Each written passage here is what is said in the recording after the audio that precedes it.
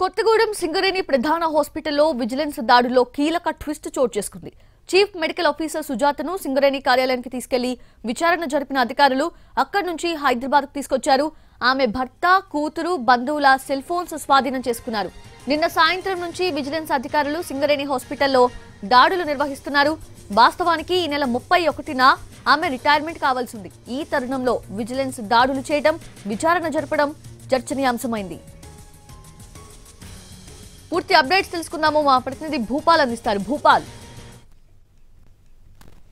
సింగరేణి వ్యాప్తంగా అంటే వరంగల్, ఖమ్మం, కరీంనగర్, ఆదిలాబాద్కు సంబంధించి అన్ని ప్రాంతాల నుంచి సింగరేణి ఎంప్లాయీస్ అందరూ కూడా కొత్తగూడెంలోని సీఎంఓ ఆఫీస్కి వస్తే అక్కడ తనిఖీలు చేసిన తర్వాత వాళ్ళు అన్ఫిట్ ఇస్తారు. అయితే ఆ అన్ఫిట్కి సంబంధించిన వ్యవహారాల్లో అక్రమాలు జరిగాయని ఆరోపణలు ఏర్పడాయి. ఈ నేపథ్యంలో గత రాత్రి నుంచి సింగరేణికి సంబంధించి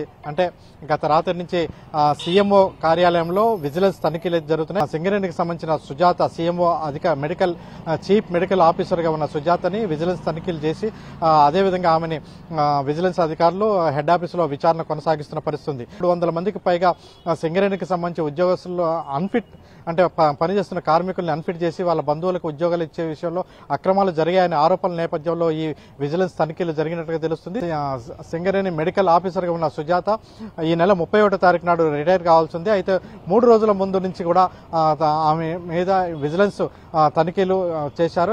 ఇప్పుడు అయితే విచారణ జరుగుతుందని ఇది స్పష్టమవుతుంది. దీనికి సంబంధించి ఇంకా విజిలెన్స్ అధికారులు మాత్రం ఒక స్పష్టత అధికారికంగా ఇవ్వని పరిస్థితుంది. ఎన్టీవీ ఎక్స్క్లూజివ్గా అందిస్తున్న వివరాల ప్రకారం అయితే సీఎంఓని మాత్రం అంటే చీఫ్ మెడికల్ ఆఫీసర్ సుజాతని విజిలెన్స్ అధికారులు మాత్రం తమ అదుపులోకి తీసుకున్నారు. మొత్తం విచారణ కొనసాగిస్తున్నారు. వాళ్ళ సెల్ ఫోన్ సంబంధించి ఏమేమి జరిగింది అన్ని కూడా ఆరా తీస్తున్న పరిస్థితి ఉంది.